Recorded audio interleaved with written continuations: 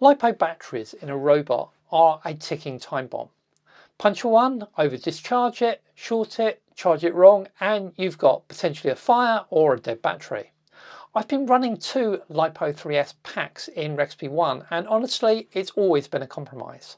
So for my next release I'm going to migrate to LiFePO4 batteries, more capacity and a built-in BMS for safe operations, and onboard charging too, plus a full power control subsystem balancing both batteries and supporting USB PD and giving ReXP1 really a proper power architecture. ReXP1 is my Star Wars inspired droid, a Raspberry Pi, Picos and ROS2 at its core. This is the battery migration story, so let's get into it. So ReXP1 is my Star Wars inspired Astro droid. It's about half the size of a full-size R2-D2 unit, uses a very much distributed architecture with lots of RP2040 or Pico boards and a central Raspberry Pi 5. And of course we're using the ROS2 control system. So a little bit of science. When we talk about LiPo batteries, we're talking about lithium polymer, which is a battery structure that has great power density, but you can only recharge them about 300 to 800 times through the cycle. They're also not terribly stable, which means that if you destroy them in any way or short them, they tend to catch fire. Now LiFePO4s are lithium iron phosphate, so it's slightly different chemistry.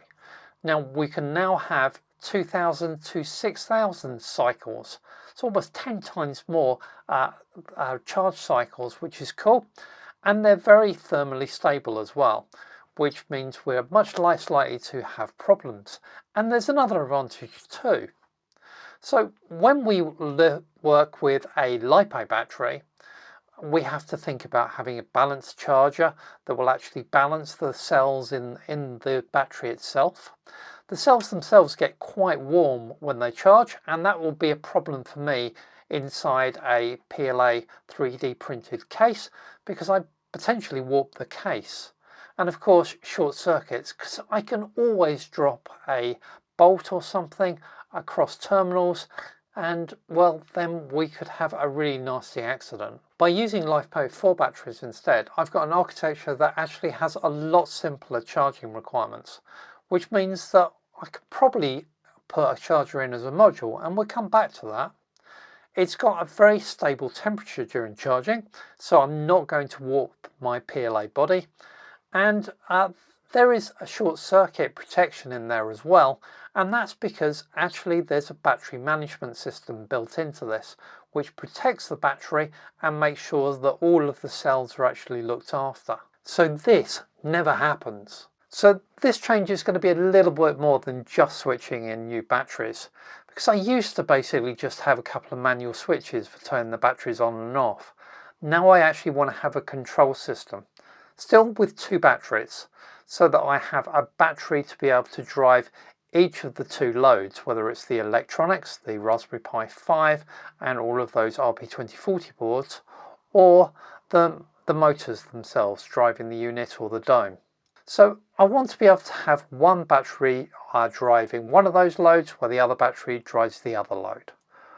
But also switch them over, because I know that the Raspberry Pi 5 is going to be by far the biggest causer of load and drain.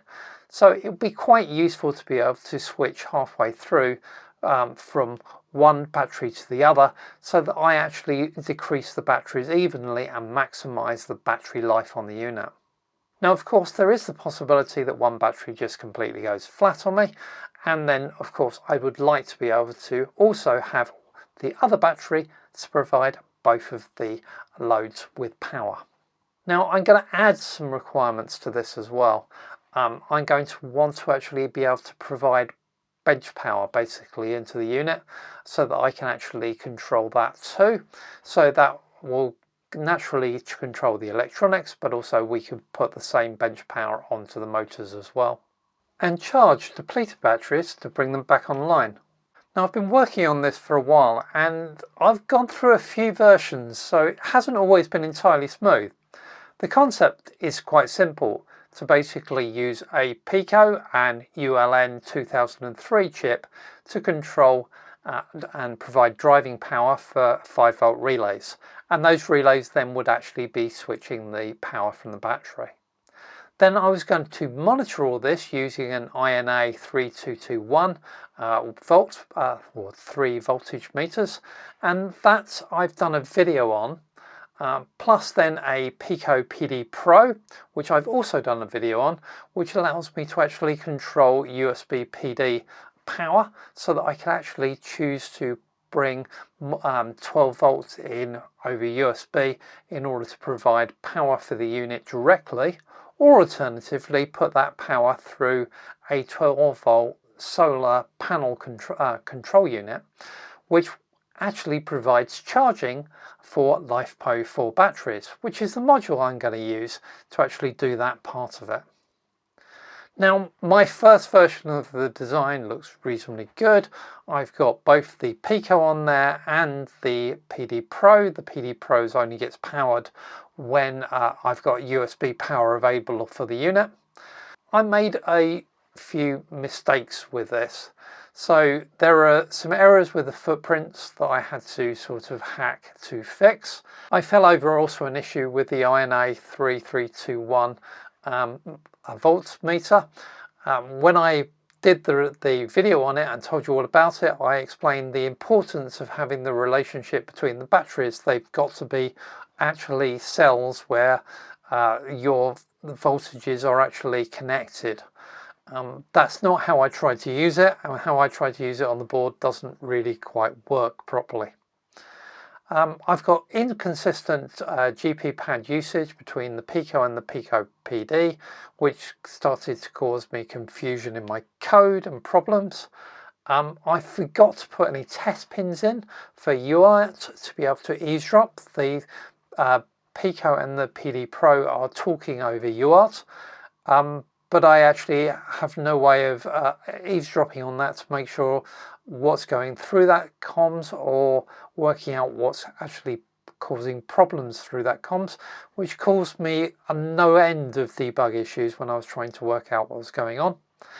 And there's actually some huge complexity in this design because we've got 2 microcontrollers, and some of them control some relays and some of them control the others, and that made this really quite difficult. Plus, I discovered that when I was making this board, I didn't really think through some of the other requirements. Because I wanted to actually have USB power, be able to provide it to the circuit as well, I needed 2 extra relays that I didn't even put on the board. So I sort of hacked that on the back, and well, the whole thing is kind of horrible, isn't it? So I've started again, and we have a new spin of this board, which is a completely new design. And you'll notice that it's only got a Pico on this board. That's because I've separated out the change for charging. So charging will be on a completely separate board, which will then plug 12 volt power and charging power into this board as a separate input feed. That means it's nice and clear who's controlling what relay and what's going on.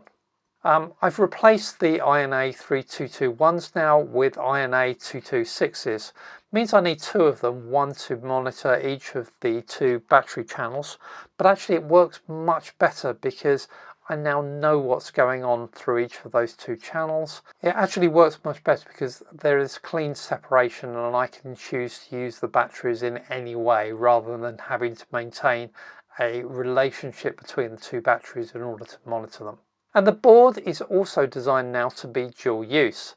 So although it's designed as a droid power system that I'm going to use in ReXP1 and another droid as well, but also I've designed it so I can just choose to use it as a relay control board if I wanted to do so, which is quite nice and helpful. So I've got basically a relay control board sitting on the shelf if I need it. Now, I still, even on this second spin, managed to cause myself some problems. So my version of this board that I've just done, the INA 226s have got an error in their setup, where I've accidentally flipped SDA and SCL.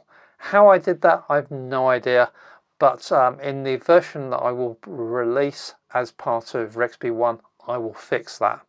But for my board, I'm actually having to drill a hole through to kill those two connections, because unfortunately they're both on the second layer inside the board, so they're very difficult to cut.